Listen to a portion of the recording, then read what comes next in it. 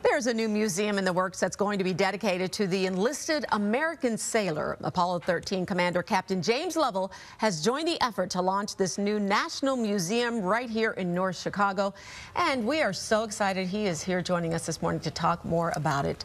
And I have to say, I put on all my social media, I was so excited to meet you in person because you are truly an American hero. What an honor well, Sylvia, to have thank you here. very much, but that's been years ago. Oh, it doesn't matter. It doesn't matter. And I think when we look up to figureheads, you know, you're definitely one of the people that come to mind, which I bet is why they're so excited to have you help them promote this new museum. Tell us what it's all about.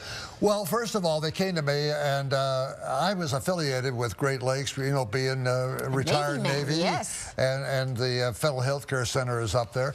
And so this was an idea about putting a museum that is dedicated to the American sailor.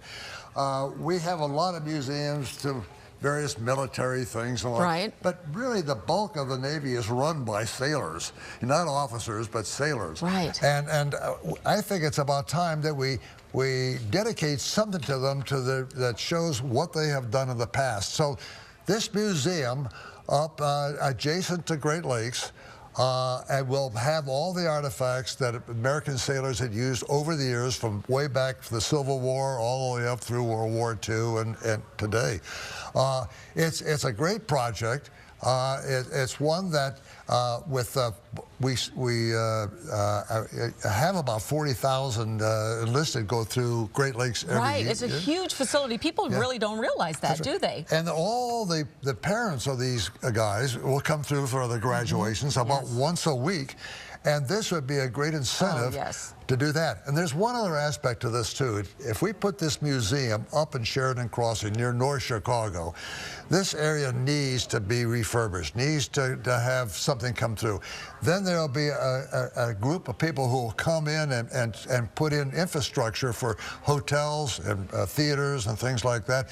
So it will bring up the tax base in North Chicago and bring them up to a good thing. So it's honoring the sailors, it's helping with the economic impact, and we're looking at some video of renderings of what it's going to look like. It looks absolutely gorgeous. Why did you want to be a part of this project?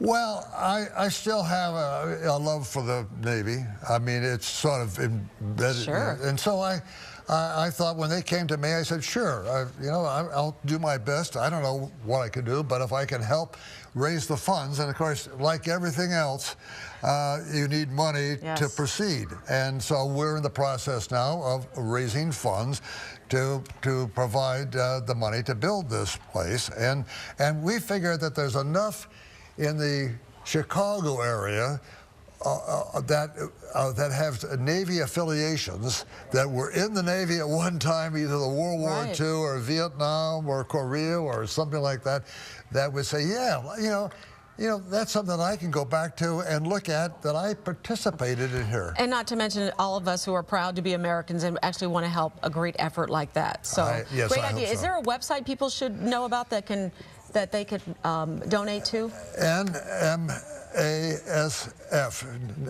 Foundation, or .org. Okay, NMASF. Yeah, okay. .org. Okay. And just go on the computer and take a look at it, and it'll give you everything that you ever wanted to know.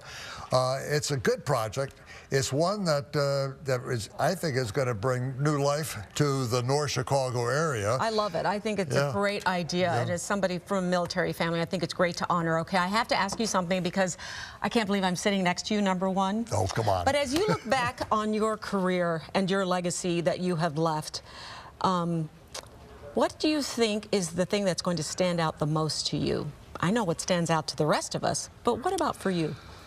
Well, the fact that I was participating in a project way back in the 1960s to 1980s, something entirely new, something that the entire country was behind. It's kind of hard, especially these days, to figure out that everybody wants to be behind some project. But essentially, that's what it was in those days. We got together. President Kennedy said we'd go to the moon, you know, by the end of the decade. And we did go to the moon by the end of the decade. Surprisingly, when I first heard that, I said, there's no way that's going to happen. And then I was part of it. And then you ended up going to the moon, was it 3 times? No, twice to the moon. Twice? Apollo 8, which was the very first flight to the moon, and that was in December of '68. And I don't know if you were old enough to remember that. I do. But you know, it was a very sort of bad year in 1968, here, especially in Chicago and everything. And yet we ended up the year that every American could be proud of. Can I tell you something? I just remember as a child growing up and looking up to you and other astronauts in the space program and the entire country backing what you're doing.